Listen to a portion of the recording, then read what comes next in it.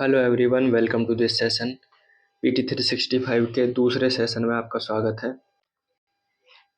ये हमारा दूसरा सेशन रहेगा पॉलिटी में, क्योंकि हम पॉलिटी की पीटी 365 कर रहे हैं। एक सेशन हम कर चुके हैं इलेक्शन का। दूसरा टॉपिक है पार्लियामेंट से जुड़ा। पार्लियामेंट यानी कि जो भी सरकार से रिलेटेड जो आपका भाग 5 और भाग 6 है, उससे जुड़े जो करंट अफेयर्स चर्चा में रहे हैं वो इस टॉपिक में कवर्ड होंगे। साथ ही साथ मैंने उनके बेसिक्स और उनसे जुड़े जो भी एक्स्ट्रा पॉइंट्स हो सकते हैं जिन्हें यूपीएससी पूछ सकती है, उन्हें मैंने इसमें शामिल कर दिया है। तो आप इसकी पीडीएफ टेलीग्राम से ले सकते हैं। और आइए सेशन स्टार्ट करते हैं। पहला टॉपिक है आंतरिक आपातकाल को लेकर। आंतरिक आपातकाल यानी राष्ट्रीय आपातकाल, जो कि आपके अनुच्छेद 352 में है। अभी 1975 में जो आपातकाल लगाया गया था उसकी 50वीं साल अभी हो चुकी है। तो 25 जून को 1975 में आपातकाल लगाया गया था। वर्तमान सरकार ने इस दिन को संविधान हत्या दिवस के रूप में सेलिब्रेट या रिकॉग्नाइज किया है। तो ये तो चर्चा हो गई कि जो आंतरिक आपातकाल लगा था 1975 में, उसको 50 साल हो चुके हैं और 25 जून के दिन को संविधान हत्या दिवस के रूप में घोषित किया गया है। अब हमारा फर्ज बनता है कि हम आपातकाल के बेसिक्स रिवाइज कर लें, और जिन्होंने रिवाइज नहीं किए हैं वो मेरे साथ रिवाइज कर सकते हैं। तो हम पॉलिटी के बेसिक्स में चलते हैं। कौन सा अनुच्छेद है जो राष्ट्रीय आपातकाल को निर्धारित करता है? तो अनुच्छेद 352 में राष्ट्रीय आपातकाल की चर्चा है। यह संविधान का भाग 18 है जहां राष्ट्रीय आपातकाल उल्लिखित है। हमारे राष्ट्रपति राष्ट्रीय आपातकाल को घोषित कर सकते हैं। घोषणा कौन करता है? हमारे राष्ट्रपति करते हैं। किस आधार पर करते हैं घोषणा? कि संविधान में इसके 3 आधार हैं, ये याद रखिएगा, संविधान में है। यूपीएससी अक्सर क्वेश्चन बनाती है कि क्या ये आधार संविधान में उल्लिखित है। तो 3 आधार हैं जो संविधान में उल्लिखित हैं। यदि 3 से अलग कुछ यूपीएससी क्वेश्चन में सेट कर देती है तो आप ध्यान रखेंगे इस बात का। पहला आधार है युद्ध के आधार पर। यदि हमारा किसी से युद्ध हो जाता है तो राष्ट्रपति घोषणा कर सकते हैं आपातकाल की। दूसरा, हम पर कोई बाह्य आक्रमण कर दे, बाहर से आक्रमण कर दे, तब आपातकाल की घोषणा कर सकते हैं। तीसरा, देश में कोई बड़े स्तर पर विद्रोह हो जाए जिसमें हथियारों का इस्तेमाल हो रहा हो और वो कंट्रोल से बाहर हो जाए, उसको हम कहेंगे सशस्त्र विद्रोह। तो ये 3 आधार हैं जिनके आधार पर आपातकाल घोषित किया जा सकता है। अब इन 3 आधारों से जुड़े हुए कुछ विशेष बिंदु जानते हैं। यदि आपातकाल युद्ध और बाह्य आक्रमण के आधार पर लगा है तो हम उसे कहेंगे बाह्य आपातकाल। और यदि आपातकाल सशस्त्र विद्रोह के आधार पर लगा है तो हम उसे कहेंगे आंतरिक आपातकाल, जो कि आपके टॉपिक का हेडिंग है। ये जो सशस्त्र विद्रोह नाम से तीसरा आधार है, 1978 से पहले इसका नाम था आंतरिक गड़बड़ी। लेकिन जब 1975 में आपातकाल लगाया गया, वो आपातकाल 1977 तक चला। और जब 1978 में सरकार ने स्थिर रूप लिया तो एक संविधान संशोधन किया गया जिसका नाम था 44वां संविधान संशोधन अधिनियम 1978।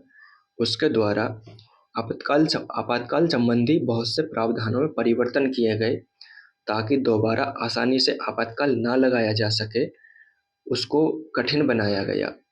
उसी में पहला प्रावधान था कि आंतरिक गड़बड़ी को सशस्त्र विद्रोह से बदल दिया गया। और भैया, आपातकाल संबंधी मैं एक बिंदु आपको क्लियर कर देना चाहता हूँ कि ये जरूरी नहीं कि कोई हमारे सर पर आकर अटैक कर दे हम तभी आपातकाल घोषित करेंगे। राष्ट्रपति को 38वें संविधान संशोधन 1975 द्वारा 1975 लिखा है, ये 1975 के द्वारा ये ताकत दी गई, ये शक्ति दी गई कि यदि उन्हें लगता है कि हम पर कोई खतरा आने वाला है या कोई आक्रमण होने वाला है तो वास्तविक आक्रमण से पहले भी वो ये राष्ट्रीय आपातकाल घोषित कर सकते हैं। तो ये बिंदु 38वें संविधान संशोधन 1975 द्वारा जोड़ा गया था। याद रखें, कहीं 44वां मत लगाना कि वास्तविक आक्रमण से पहले भी घोषित कर सकते हैं। तो ये आधार को लेकर आपको क्लियरिटी हो गई होगी। यदि आधार को लेकर कोई भी क्वेश्चन बनाती है यूपीएससी तो इससे बाहर नहीं जाने वाला। ठीक है, किस आधार पर लगाता है। दूसरा हम देख लेते हैं कि कितने क्षेत्र में आपातकाल लगता है। आपको नाम से स्पष्ट है कि आपातकाल में राष्ट्रीय आ रहा है, तो ये राष्ट्रीय स्तर पर लगना चाहिए, यानी संपूर्ण देश में लगना चाहिए, जो कि सत्य भी है। लेकिन 42वां संविधान संशोधन हुआ 1976 में। उसके द्वारा राष्ट्रपति को यह शक्ति दी गई कि वो देश के किसी विशेष भाग में भी आपातकाल को लागू कर सकते हैं। तो क्षेत्र को लेकर यही दो सवाल बनेंगे आपके प्रीलिम्स में, याद रखिएगा। तीसरा, घोषणा। घोषणा किस आधार पर होगी ये तो आपने देख ही लिया होगा, लेकिन घोषणा करने के लिए भी कुछ जरूरी बिंदु होते हैं। क्योंकि आप जानते हैं कि राष्ट्रपति स्वयं अपनी इच्छानुसार कार्य नहीं करते, वो मंत्रिपरिषद या पीएम की सलाह पर कार्य करते हैं। 1978 से पहले क्या प्रावधान था कि यदि हमारे प्रधानमंत्री मौखिक रूप से राष्ट्रपति को ये कहें कि चलो भाई आपातकाल लगा दो, तो राष्ट्रपति आपातकाल लगा देते थे। लेकिन 44वें संविधान संशोधन 1978 द्वारा ये प्रावधान किया गया कि सिर्फ प्रधानमंत्री की मौखिक सलाह से आपातकाल नहीं लगेगा, उसके लिए आपको मंत्रिमंडल की लिखित सिफारिश लेनी पड़ेगी।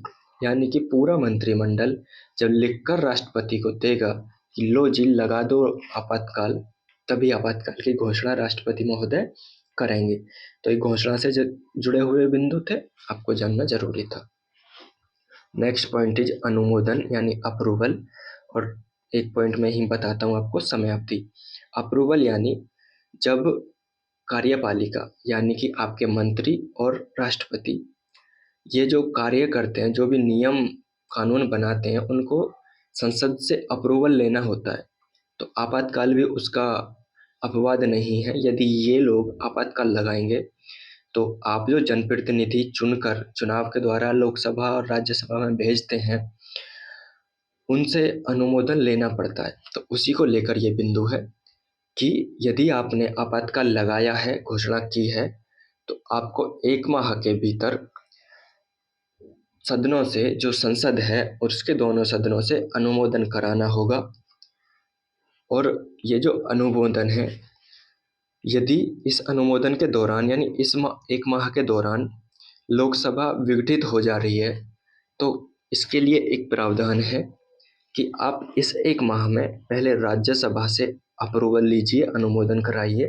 फिर इसी 1 माह के भीतर लोकसभा का जब पुनः बैठक होगी लोकसभा की, तो उसकी बैठक से 1 माह के अंदर अंदर आपको लोकसभा से अप्रूवल लेना पड़ेगा।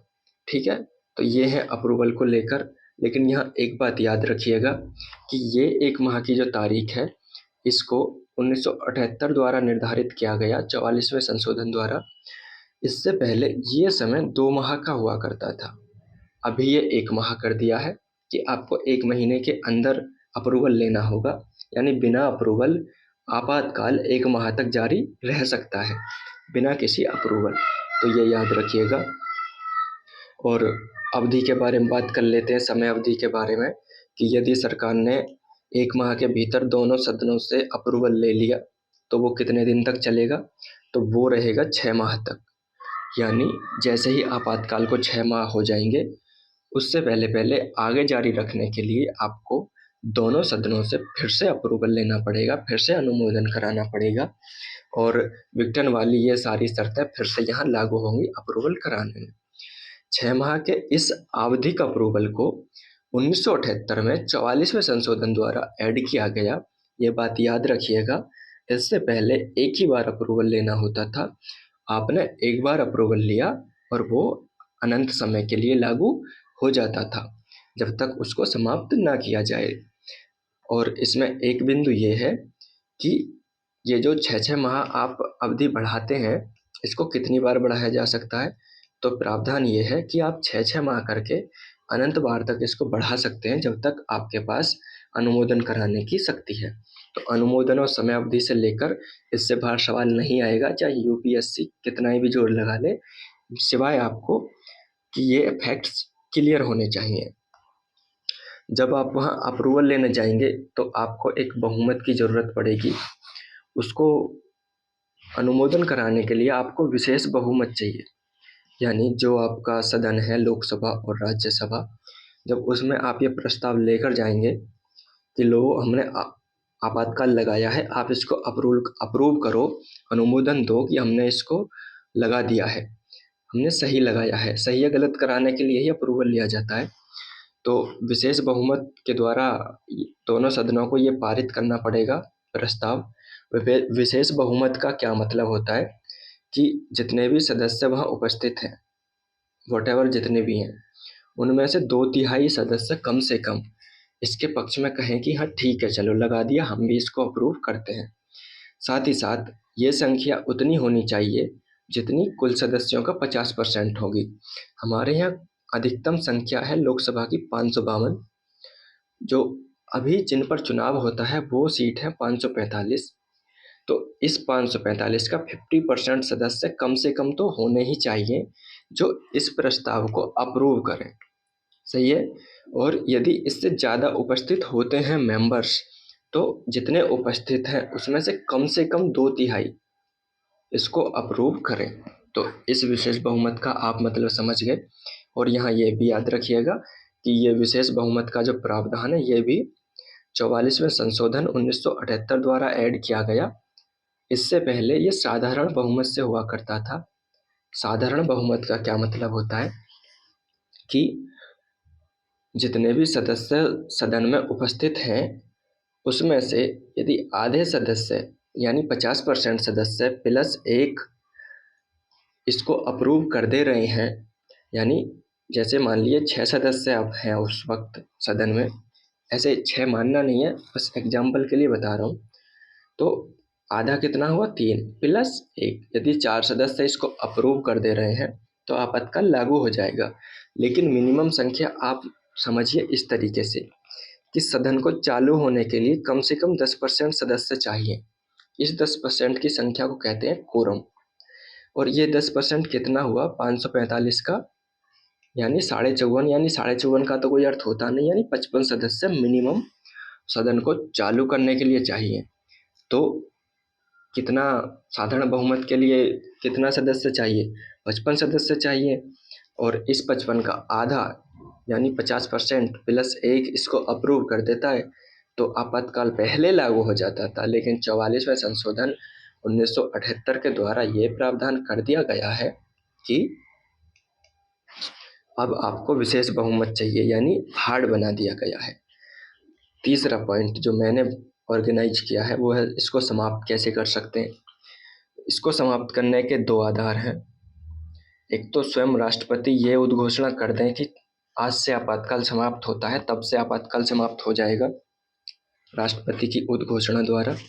इसके लिए किसी विशेष प्रयोजन की विशेष स्वीकृति की आवश्यकता नहीं है।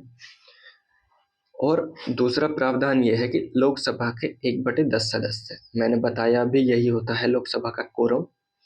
लोकसभा के 1/10 सदस्य स्पीकर के पास जाएंगे और यदि सदन नहीं चल रहा है तो यही लोग राष्ट्रपति के पास जाएंगे और इनसे कहेंगे कि देखिए महोदय जी, अब हमको जच नहीं रहा है कि देश में राष्ट्रीय आपातकाल चले, हमको नहीं लग रहा कि अब सही टाइम है और अब इसको करिए ख़त्म।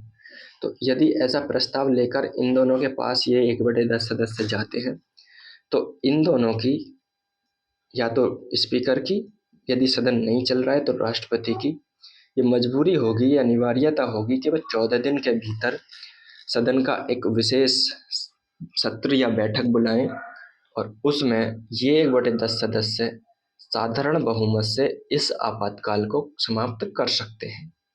ये जो लोकसभा को अधिकार मिला है ये भी 44वें संशोधन द्वारा मिला है। अब से उससे पहले हटाने के ऊपर लोकसभा को कोई अधिकार नहीं था। तो ये भी याद रखिएगा। यहाँ मैं शायद लिखना भूल गया हूँ ये 44th अमेंडमेंट वाला, तो ये आप याद रख लीजिएगा। साधारण बहुमत से इसको रिमूव कर सकते हैं।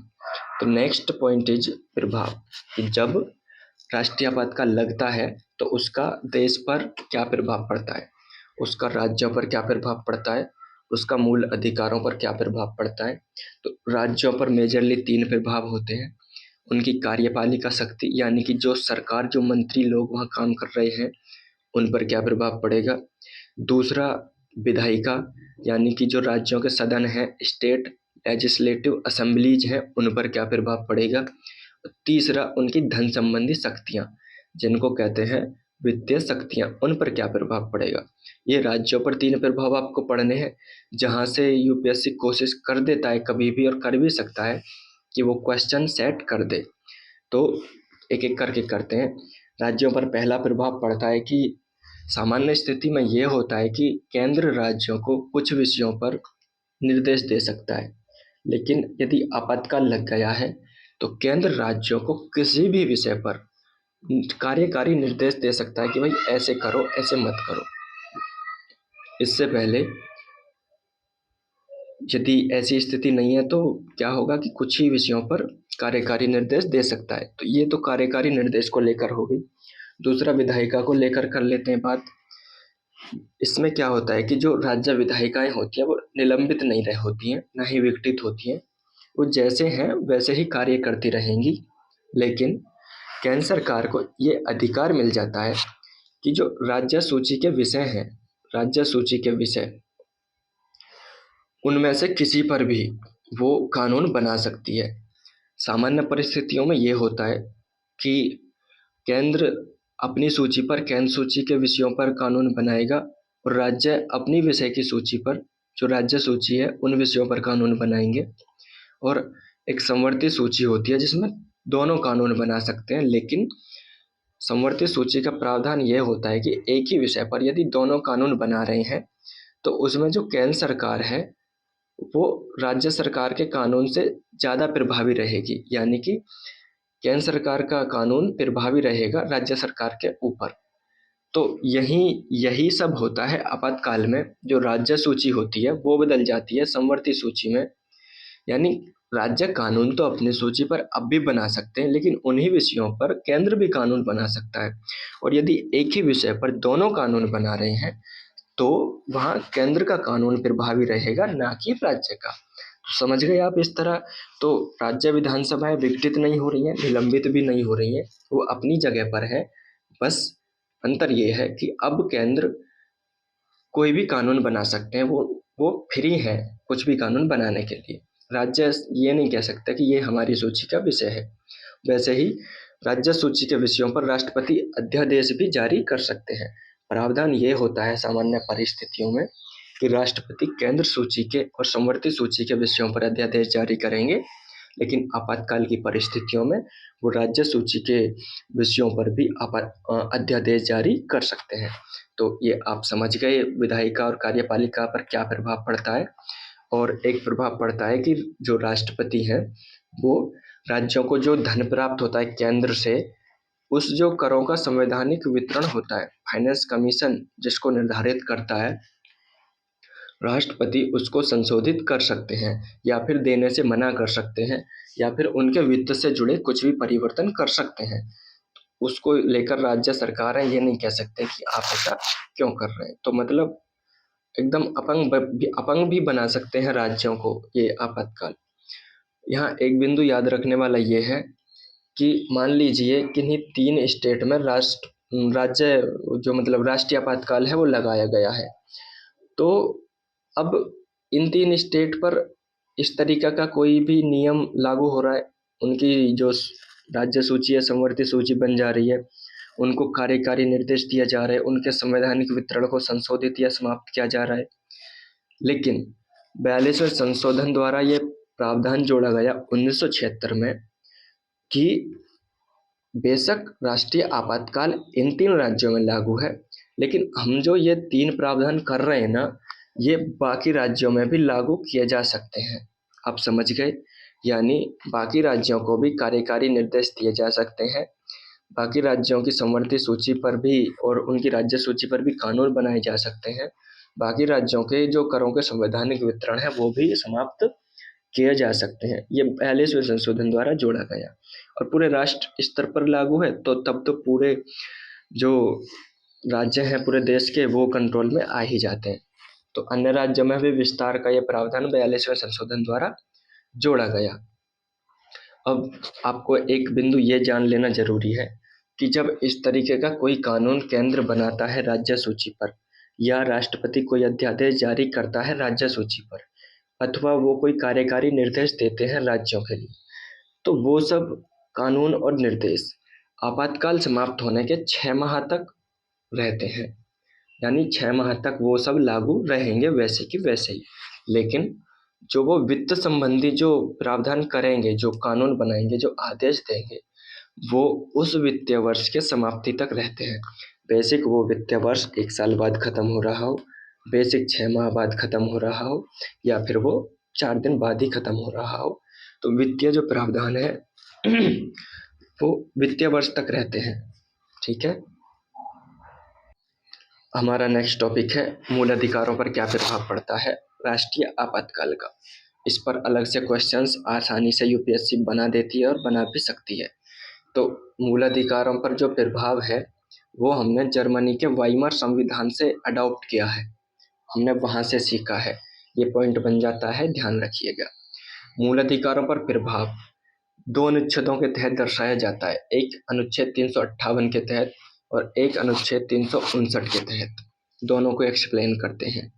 अनुच्छेद 358 में क्या होता है कि जैसे ही राष्ट्रीय आपातकाल की घोषणा हुई, अनुच्छेद 358 में यह प्रावधान है कि अनुच्छेद 19 के तहत जो आपको स्वतंत्रताएं या मूल अधिकार मिले हुए हैं वो अपने आप समाप्त हो जाएंगे। यहाँ आपातकाल की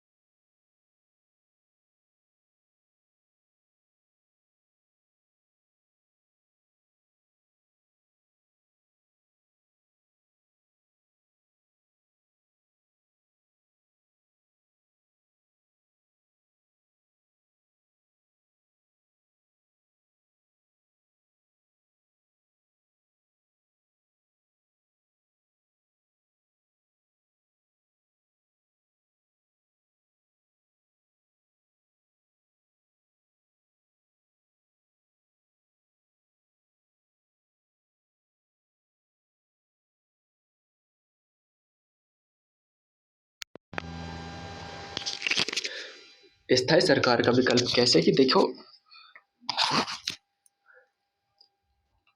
अभी प्रोपोर्शनल रिप्रेजेंटेशन से कई दल चुनकर जाते हैं, कई पार्टियां अपने सदस्य भेजती हैं एक ही निर्वाचन क्षेत्र से। इस तरह क्या है कि वहाँ जब सरकार बनती है तो वहाँ कई पार्टियों का उसमें भागीदारी हो जाती है। और यदि ये पार्टी सरकार में कोई निर्णय लेना चाह रही है और ये दो पार्टियां नहीं चाहती कि ये निर्णय लिया जाए, तो ये तो चल देंगे सरकार छोड़ के, और सरकार जाएगी टूट, गठबंधन जाएगा टूट। तो आप समझ रहे हैं, फिर अस्थायी हो जाएगी सरकार, रोज रोज चुनाव कराने पड़ेंगे, रोज रोज सरकारें टूटती बनती रहेंगी। तो इस तरीके से स्थायी सरकार का एक पक्षधर माना जाता है प्रोपोर्शनल रिप्रेजेंटेशन को। और ये सामाजिक सद्भाव बढ़ाती है, ऐसा कहते हैं लोग कि जब अलग अलग वर्ग और समुदाय के लोग एक ही व्यक्ति को चुनते हैं तो इससे क्या है कि सामाजिक सद्भाव बढ़ता है। हालांकि कहने की बात है, बट ऐसा होता नहीं है। इसकी हानियों की बात कर लेते, मैंने हानि अभी बताई भाई, बहुत सारी वोटें वेस्ट चली जाती हैं, बहुत सारी जनता है जिसको उसका प्रतिनिधित्व नहीं हो पाता है। मतलब एक व्यक्ति है जिसको 5 लाख वोट मिले, एक व्यक्ति है जिसको 4,90,000 वोट मिल रहे हैं, अब ये जीत गया 5 लाख वोट वाला, ठीक है, इन 5 लाख को तो रिप्रेजेंटेशन मिल गया है, 4 लाख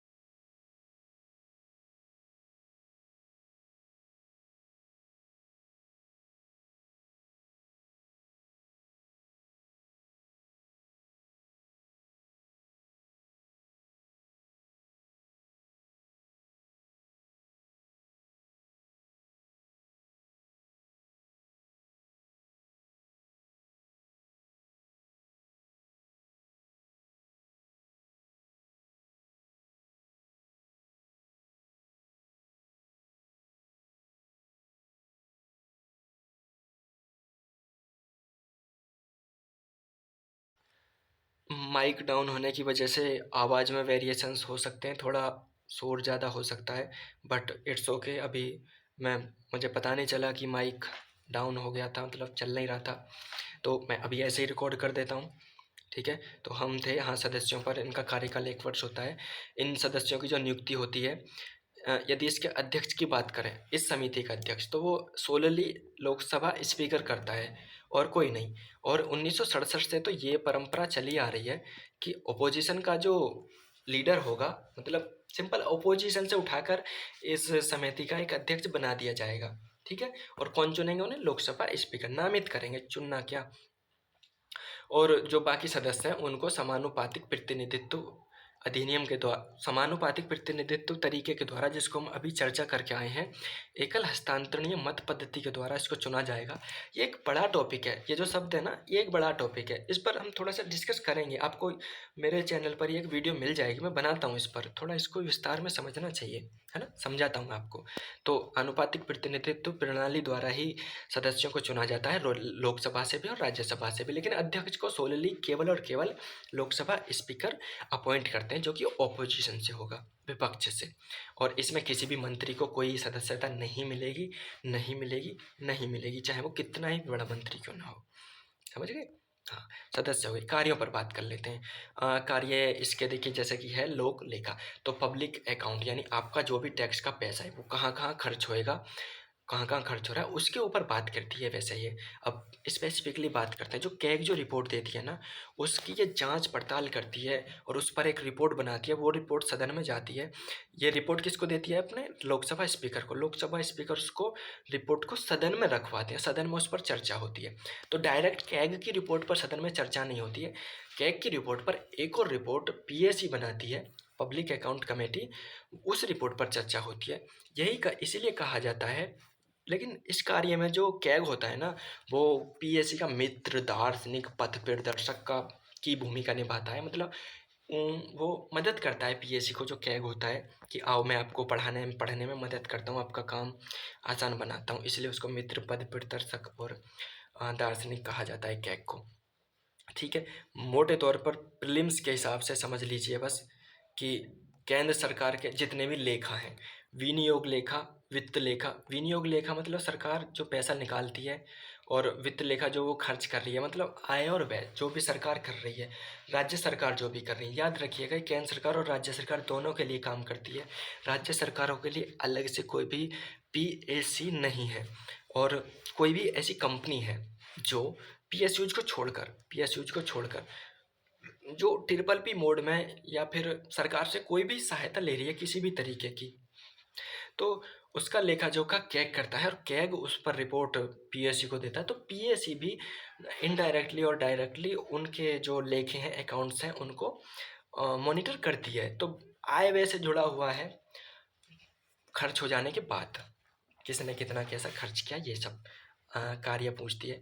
कार्य नहीं पूछेगा, यूपीएससी पूछेगी, तो ये सदस्य और इनकी नियुक्ति से उठाकर सवाल बनाने वाली है पीएससी। ठीक है, चलिए आगे बढ़ते हैं थोड़ा सा। रिपोर्ट ये लोकसभा स्पीकर को देता है, मैंने बता दिया। और जैसे पीएससी होता है ना, वैसे एक एस्टीमेट कमेटी होती है, प्राक्कलन समिति। प्राक्कलन समिति क्या करती है कि जब जो सरकार है अब कार्यरत, वो बजट बनाती है ना, तो वो अनुदान मांगे रखती है। अनुदान मांगे कि उनको कितना पैसा चाहिए होता है, जो स्कीम्स वगैरह बनाते हैं उनको कितना पैसे की नीड है, उसको वो तैयार करते हैं ना, तो उनकी इवैल्यूएशन करती है ये प्राक्कलन समिति। वो देखती है कि इन्होंने जो आकलन हमें दिए हैं बजट में, वो ठीक ठाक हैं या नहीं है, मतलब कम ज़्यादा कुछ करना है या नहीं करना है, और मतलब सही जा रहे हैं नहीं जा रहे हैं। आप समझ सकते हैं मैं क्या कहना चाह रहा हूँ। इन्होंने जो अनुदान की मांगे रखी हैं वो उचित और अनुचित पर चर्चा करती है। ठीक है, तो प्राक्कलन समिति का पहली बार 1921 में गठन हुआ था, स्थायी वित्तीय समिति के नाम से। 1950 में स्वतंत्र भारत में पहली समिति गठित की गई, जिसकी अध्यक्षता की थी जॉन मथाई ने। और मतलब अध्यक्षता नहीं, उनको गठित किया था जॉन मथाई ने, माफ़ी चाहता हूँ मैं। और ये तत्कालीन स्वतंत्र भारत के फाइनेंस मिनिस्टर थे, पहले सब फाइनेंस मिनिस्टर थे भाई ये, है ना। तो ये था। इसके सदस्यों की बात कर लेते हैं। इनिशियली तो इसमें 25 थे, इनिशियली ओरिजिनली मूल रूप से, लेकिन 1956 में इसके सदस्यों को बढ़ाकर 30 कर दिया गया। यहाँ जो याद रखने वाली सबसे इम्पोर्टेंट बात है कि इसमें केवल लोकसभा के सदस्य होते हैं, राज्यसभा का इससे कोई लेना देना नहीं है। क्यों नहीं है? क्योंकि भाई ये संबंधित है बजट से, और बजट कहाँ पारित होता है? लोकसभा में। बजट का पूरा लेना देना सिर्फ लोकसभा से है, समझ गए? हाँ, तो चयन वही समानुपातिक प्रतिनिधित्व द्वारा होगा। और अध्यक्ष कौन चुने? अध्यक्ष लोकसभा अध्यक्ष द्वारा चुना जाएगा। ये सोलली सत्ताधारी दल से होता है, क्योंकि भाई पैसे का मामला है और इसको तो अपोजिशन के हाथ में सरकार सौंपेगी नहीं, है ना। कार्यकाल इनका भी 1 वर्ष होता है। मंत्री यहाँ भी कोई नहीं बन सकते। जो याद रखने वाला मुद्दा है इनकी सदस्य संख्या, कैसे चुना जाता है और अध्यक्ष को कौन चुनता है। रिपोर्ट किसको करते हैं? लोकसभा अध्यक्ष को करेंगे, सिंपल। और लोकसभा अध्यक्ष कहाँ? लोकसभा में। प्राक्कलन समिति कार्य वही बजट में जो प्राक्कलन है, जो अनुमान लगाकर दिए हैं सरकार ने कि देखो हमको इतना इतना पैसा चाहिए, उन पर यह सुझाव देती है थोड़ा सा। इसलिए इसको सतत किफ़ायत समिति के नाम से भी जाना जाता है, सतत किफ़ायत समिति। और बस इसकी आलोचना इसलिए की जाती है कि जब ये चर्चा करती है ना, प्राक्कलन समिति अनुदान की जो मांगें होती हैं उन पर तभी चर्चा करती है जब उन पर मतदान हो चुका होता है। तो इसलिए कहते हैं कि कोई फ़ायदा नहीं, अब तो मतदान हो गया, या अच्छा कहे बुरा कहे किसको ही फ़र्क पड़ रहा है। दूसरा यही कि इसकी सलाह और जो मतलब अनुशंसा जो होती है वो सलाहकारी होती हैं, बाध्यकारी नहीं होती हैं। और ये करती भी ऐसी है कि एक चक्र में जांच करती है, यानी इस साल कुछ 5 डिपार्टमेंट की जांच करेगी, अगले साल 5 डिपार्टमेंट की जांच करेगी। तो इसलिए भी इसकी मतलब आलोचना की जाती है, इसके सामने चुनौती होती है। और ये इसको कैग की सहायता भी नहीं मिलती है। इस तरीके से आलोचना की जाती है। पूछने वाला नहीं है, पूछेगा जो यहाँ से पूछेगा, फैक्ट, ठीक है। तीसरी होती है सार्वजनिक उद्यम समिति, उपक्रम समिति भी बोलते हैं जिसको। इसकी जो स्थापना की गई थी 1964 में कृष्ण मेनन समिति की सिफारिश के आधार पर इसकी स्थापना की गई थी। इसके सदस्यों की बात करें तो इसमें 15 सदस्य होते हैं, जिसमें से 10 लोकसभा से और 5 राज्यसभा से होते हैं। याद रखिए कि राज्यसभा से भी हैं। प्राक्कलन में नहीं होते हैं क्योंकि बजट से रिलेटेड होती है, बजट केवल लोकसभा में बनता है। तो इस तरीके से उसको याद कर लीजिएगा जोड़कर। ये तो 15 तो मूल रूप से थे। अभी 1974 के बाद से इसमें 22 सदस्य हो गए, यानी कि ओवरऑल 15 सदस्य लोकसभा से और 7 सदस्य राज्यसभा से अभी इस समिति में है। कार्यकाल वही 1 वर्ष का। कैसे चुने जाएंगे? तो अनुपातिक प्रतिनिधित्व यानी प्रोपोर्शनल रिप्रेजेंटेशन द्वारा। मंत्री होगा कहीं का? नहीं होगा। अध्यक्ष लोकसभा अध्यक्ष द्वारा चुना जाएगा और केवल लोकसभा से होगा। यहाँ ये याद रखने की बात है कि केवल लोकसभा से होगा उपक्रम समिति में। रिपोर्ट किसको करेंगे? लोकसभा स्पीकर को। कार्य वही जो PSU है उनकी रिपोर्ट देना, उनके बारे में, उनके जो अकाउंट्स हैं उनके आय व्यय की जांच करना, और कोई गड़बड़ी तो नहीं की है, ये सब। PSU पर एक कैग की रिपोर्ट आती है थोड़ी, उसकी भी ये जांच करती है। तो यही है, इतना ज़रूरी नहीं है। नेक्स्ट चलते हैं DRSCs, departmental related standing committees, विभागीय संबंधी स्थायी समितियाँ। ये पहली बार 1993 में गठित की गई, जब इनकी संख्या 17 थी। ये लोकसभा की नियम समिति थी, उसकी सिफारिश पर यही गठित की गई। 2004 में इनकी संख्या बढ़ाकर 24 कर दी गई और लगभग केंद्र सरकार के सभी मंत्रालय और विभाग इसके अंतर्गत आ गए। इस 24 में से 16 समितियां तो भाई लोकसभा के अंतर्गत कार्य कर रही थी, और उसमें से 8 समितियां राज्यसभा के अंतर्गत कार्य कर रही थी। अभी बात करें तो इसमें 31 सदस्य होते हैं, जिसमें से 21 सदस्य आपको लोकसभा के रहेंगे एक समिति में, 10 सदस्य आपके राज्यसभा से रहेंगे। जो लोकसभा के सदस्य हैं वो लोकसभा अध्यक्ष द्वारा नामित होते हैं, और जो राज्यसभा के सदस्य हैं वो राज्यसभा के सभापति द्वारा नामित होते हैं। मंत्री यहाँ भी कोई नहीं रहेगा, कार्यकाल यहाँ भी 1 वर्ष रहेगा। ये रिपोर्ट करेगी संसद को। कार्य हाँ, कार्य यही है कि आपके जितने भी डिपार्टमेंट्स बने हुए हैं ना, उनके सारे कार्य भाई यही करती हैं। कोई बिल बनाना है तो बिल यही बनाती हैं, बजट बनाना है बजट में भी यही बनाने में कार्य सहयोग करती हैं। अनुदान की मांगों पर विचार यही करते हैं, विधेयकों पर विचार यही करती हैं। किसी भी विभाग की कोई रिपोर्ट बननी है वार्षिक, यही बनाती हैं। किसी भी विभाग की कोई लॉन्ग टर्म पॉलिसी है, कोई दीर्घकालिक नीतिगत दस्तावेज है, वो भी यही तैयार करती हैं। यानी कि ये वही जान और जिगर हैं किसी भी विभाग के। मंत्री संतरी तो बस ऐसे ही बैठ के चाय पकौड़े तोड़ते हैं, सारे काम यही करती हैं, ठीक है। तो ये मैंने पॉलिटी से और लक्ष्मीकांत की बुक से उठाकर ये डाल दिए 24 कमेटीज के नाम। एक नज़र मान लेना कि कैसे कैसे होती हैं। ये राज्यसभा के अधीन कमेटीज हैं जो दिए हैं यहाँ। ये वाणिज्य समिति है, वाणिज्य एवं उद्योग के लिए। गृह मामलों की समितियाँ, ये सब इस तरीके से ये पूरी, ये तो 8 कमेटियाँ हो गई राज्यसभा के तहत, और ये लोकसभा के तहत की 16 कमेटीज हैं यहाँ। एक बार नज़र मार लीजिएगा इन पर। तीसरी थी जांच समितियाँ। पहला मैंने बताया स्थायी समितियों वित्त समितियाँ, दूसरी थी DRSC, तीसरी थी जांच समिति। जांच समितियों में आपको सिर्फ 2 पढ़नी है, एक विशेषाधिकार समिति और एक आचार समिति। विशेषाधिकार समिति पढ़ लेते हैं। क्यों होती है विशेषाधिकार समिति? होती इसलिए कि यदि सदन में कोई गाली गलौज कर देता है उल्टा सीधा, मतलब किसी सदस्य को लगता है कि भाई मेरे 105 के तहत प्राप्त विशेषाधिकारों को हनन हो रहा है, आर्टिकल 105 के तहत, तो वो क्या कहेगा, जाएगा भैया सदन के पीठासीन अधिकारी के पास कहे, और पीठासीन अधिकारी कहेगा इस समिति से कि लो भाई जांच करो जरा इसकी। तो वो मामलों को देखती है और जो भी कार्रवाई होनी चाहिए उस व्यक्ति के प्रति जिसने अधिकारों को हनन किया है वो करती है। इसकी न्याय जो प्रकृति वो अर्ध न्यायिक है। अर्ध न्यायिक का मतलब है कि समन वगैरह दे सकते हैं, किसी को कहे कि तुम आओ तो उसको आना पड़ेगा, किसी को कहे हुए दस्तावेज लाओ तो वो लाना पड़ेगा, अदरवाइज वो न्यायालय की अवमानना मान लिया जाएगा। और इस तरीके से ये अर्ध न्यायिक प्रकृति हो गई। और इसके जो निर्णय होंगे वो मतलब बाध्यकारी माने जाएंगे। इस तरीके से इसको अर्ध न्यायिक बोला जाता है। और बता दिया मैंने, विशेषाधिकार हनन संबंधी मामलों पर विचार करेगी और साथ ही साथ कार्रवाई की अनुशंसा भी करती है। इसीलिए तो इसको न्यायिक बोला गया है कि ये निर्णय भी देती है, ऐसा करो, इसने गलती की है, इसको पीटो, मतलब इसको सजा दो। इसके सदस्यों की बात कर लेते हैं। भाई अगर लोकसभा में जो कमेटी बनेगी विशेषाधिकार हनन की, उसमें 15 सदस्य होंगे, और वही समिति जब राज्यसभा में बनेगी तो उसको 10 सदस्य होंगे। पता नहीं क्यों, वैसे देखो राज्यसभा को अपर बड़ा भाई माना गया, लेकिन उसके सदस्य हमेशा कम होते हैं, है ना, है मजाक वाली बात। और ये लोकसभा के जो सदस्य होंगे वो स्पीकर नामित करेंगे, राज्यसभा के जो सदस्य होंगे वो राज्यसभा के सभापति जो होंगे वो नामित करेंगे। हाँ, राज्यसभा में जो कमेटी होगी उसके जो अध्यक्ष होंगे वो उपसभापति होंगे। राज्यसभा में जो समिति होगी उसके अध्यक्ष उपसभापति होंगे, वाइस प्रेसिडेंट ऑफ राज्यसभा। याद रखिएगा, ठीक है। हनन के मामलों को सदन अध्यक्ष सभापति द्वारा कमेटी को भेजा जाएगा। यानी कि अगर किसी को लगता है मेरे जो अधिकार उनका हनन हुआ, वो जाएगा सदन के पास अथवा अध्यक्ष अथवा सभापति के पास, और सभापति जाएगी कमेटी के पास, अध्यक्ष जाएगा कमेटी के पास, सदन जाएगा कमेटी के पास, और कमेटी देगी निर्णय। हो गई विशेषाधिकार समिति, हो गई।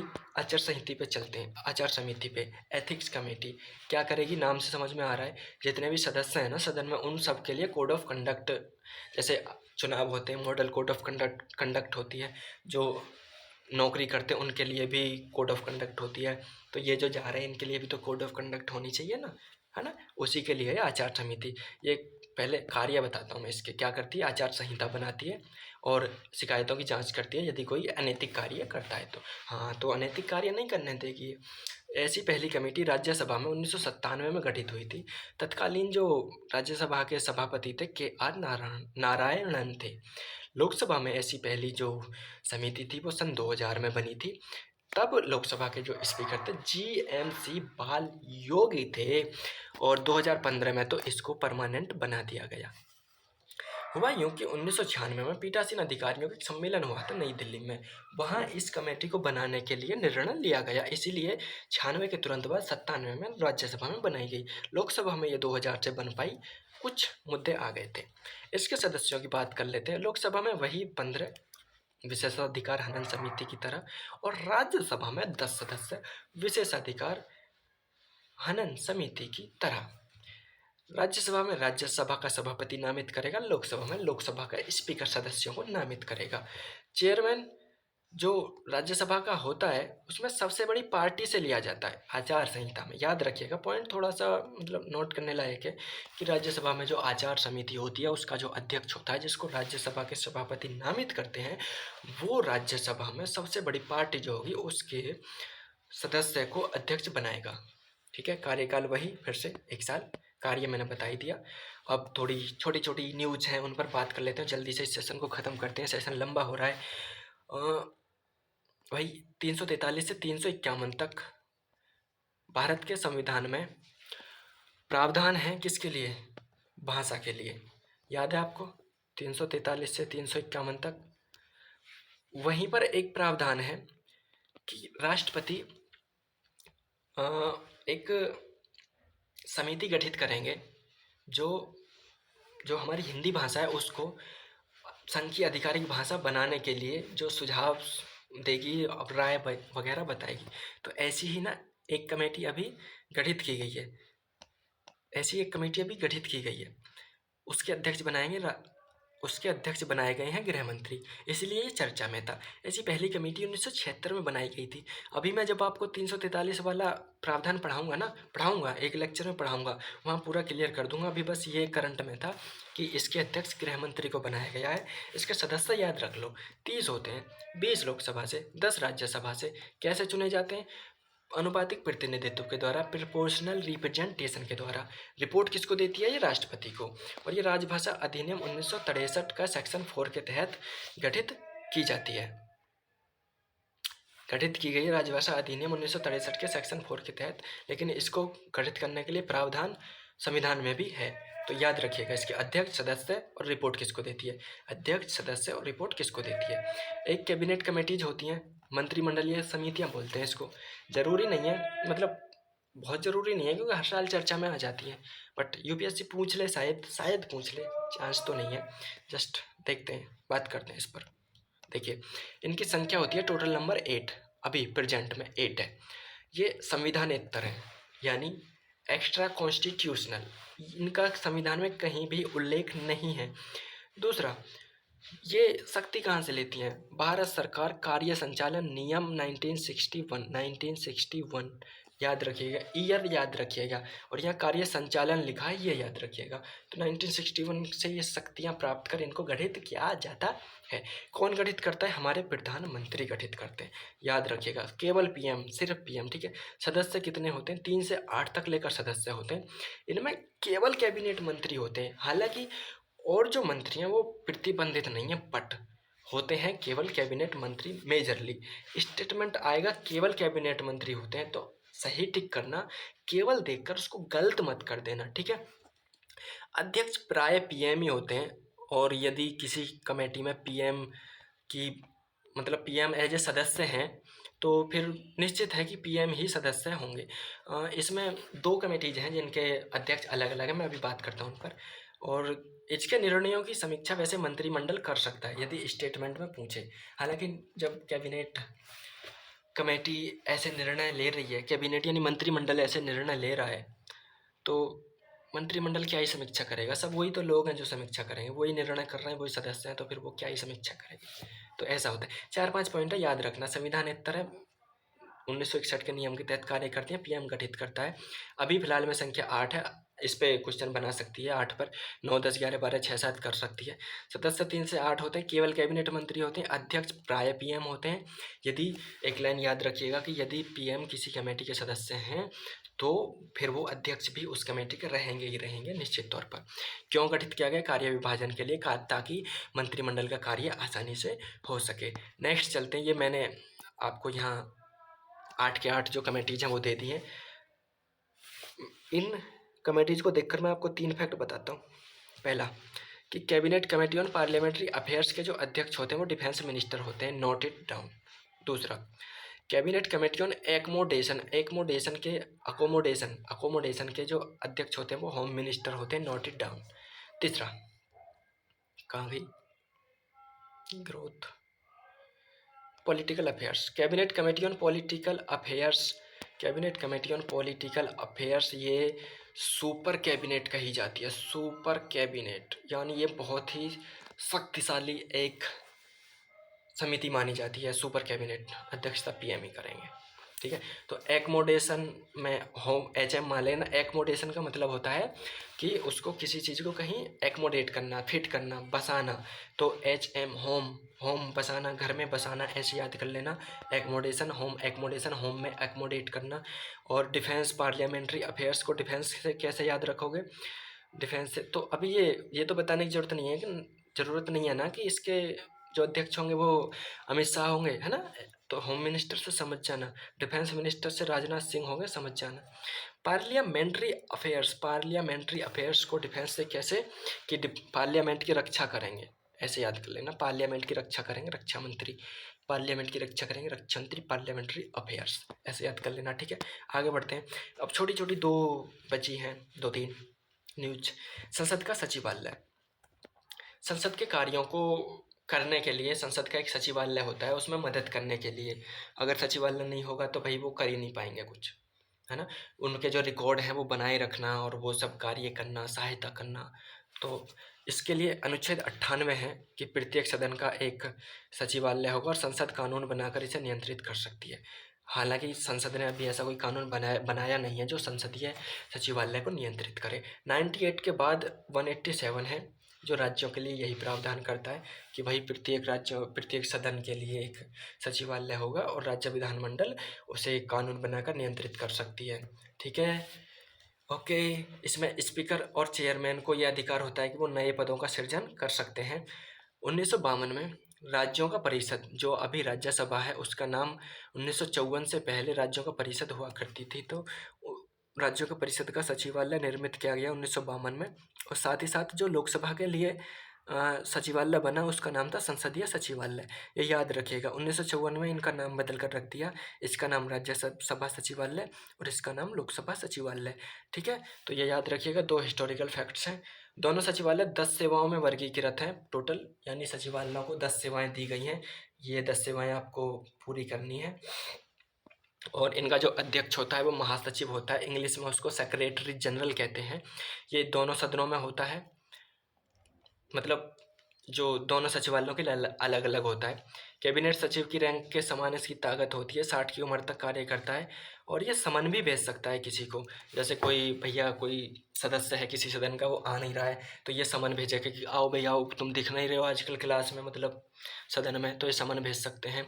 और जब जो अध्यक्ष होते हैं ना वो ना हो वहाँ, पीठासीन अध्यक्ष, तो ये ना बिल्स होते हैं उनको ऑथेंटिसेट भी करते हैं कि ठीक है अध्यक्ष की तरफ से हम ऑथेंटिसेट करते हैं, इसको प्रमाणित करते हैं, ठीक है। लोकसभा सचिवालय पर थोड़ी सी बात करें तो ये 1955 के नियम द्वारा नियंत्रित होता है। इसको स्पीकर पूर्णतः नियंत्रित करते हैं, स्पीकर इसके बारे में कोई नियम कुछ भी बना सकते हैं। लोकसभा सचिवालय स्पीकर के पूर्णतः नियंत्रण में होता है, ऐसा स्टेटमेंट यूपीएससी बनाती है, तो जस्ट उसको सही मानिएगा, ठीक है। और लोकसभा सचिवालय नियम 1955 द्वारा इसकी पूरी सेवाएं नियंत्रित होती हैं, जो भी इसका स्टाफ वगैरह है वो सब। और राज्यसभा सचिवालय के जो सेवाएं हैं वो 1957 के नियम द्वारा नियंत्रित होती हैं। बस नाम याद कर लेना, लोकसभा में 1955 है और राज्यसभा में 1957, प्लस दैट्स इट, इससे ज़्यादा नहीं। और राज्यसभा सचिवालय को चेयरमैन नियंत्रित करता है, आप ये भी याद रखिएगा, ठीक है। कार्य, सदनों की प्रभावी कार्रवाई हेतु सहायता करेगा, वेतन भत्तों का भुगतान करेगा, पीठासीन अधिकारियों को सलाह और सहायता देगा, दैनम की जो कार्रवाई है उनका प्रकाशन ये ही करेगा, नोटेड डाउन। विभिन्न समितियों को सेवाएं देगा, नोटेड डाउन। 2 पॉइंट नोट कर लेना, ठीक है। आगे बढ़ते हैं। कैबिनेट सचिव, कैबिनेट सेक्रेटरी, जो हर IAS ऑफिसर का ड्रीम होता है, सबसे बड़ी पोस्ट होती है पूरे भारत सरकार में, इससे ऊपर ना कोई पोस्ट होती है, ना किसी को वेतन मिलता है, 4-5 लाख लेके जाता है महीना का भैया। इसको अपॉइंट कौन करता है, तो अपॉइंटमेंट कमेटी ऑफ कैबिनेट, जो हम अभी 8 कैबिनेट कमेटीज पढ़ कर आए हैं उसमें से एक होती है ये, इसकी अध्यक्षता PM करते हैं, ये रेकमेंड करती हैं और ये इनका सिलेक्शन या नियुक्ति करती हैं। कैबिनेट सेक्रेटरी की बात कर लें तो ये भारत सरकार को सलाह देती हैं, मशवरा देती हैं, प्रधानमंत्री को सलाह देते हैं, सभी मंत्रालयों में समन्वय करते हैं, बहुत ज़रूरी है नहीं बाकी चीज़ें याद रखिएगा। सिविल सेवा बोर्ड के पदाध्यक्ष होते हैं, note it down, this point note it down. Appointment committee of the cabinet, civil सेवा बोर्ड, नोट इट डाउन, पदाध्यक्ष यहीं से बना सकता है। वर्किंग डिपार्टमेंट पर इसकी कोई अधिकारिता नहीं होती है, नोट इट डाउन। इसको ये कार्य आवंटन नियम 1961,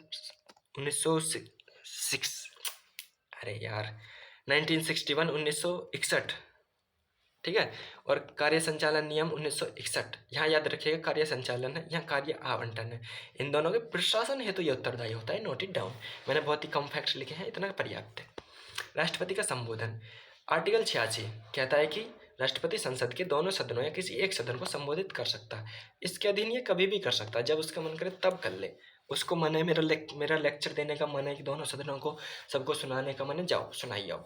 लेकिन आर्टिकल 87 है जिसमें 2 रेफरेंस हैं जब राष्ट्रपति को दोनों सदनों को संबोधित करना होता ही होता है, मतलब इट्स अर्जेंट बोलेंगे, इट्स अनिवार्य, ठीक है।